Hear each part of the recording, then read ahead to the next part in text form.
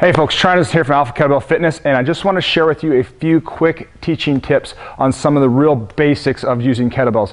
There's a lot of things going on with kettlebells. They're a really accessible tool, but there's a few key teaching points that you might want to grab onto if you're going to be using them for yourselves or actually helping clients get into great shape and fitness. So Sarah's going to help us demonstrate one of the classic, probably the most used kettlebell exercise, the two hands kettlebell swing.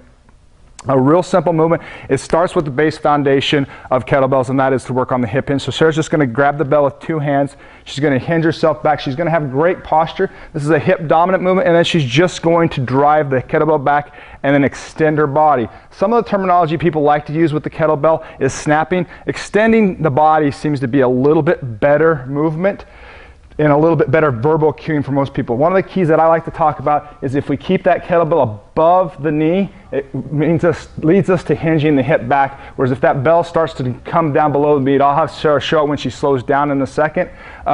When she goes to a deep position, she ends up either squatting the movement, or if the weight beats her to the bottom position, she'll actually flex around her low back, whereas where a lot of people run into trouble if they're doing that and they end up saying kettlebell swings hurt my back. And so with such a great tool, it'd be very sad for that kind of experience to happen to somebody. So again, it's a hip dominant movement, just like Sarah demoed there. It is not being moved by the arm. If you see the weight start to droop down, so if you have the weight as such, that means we're starting to arm the movement a little bit.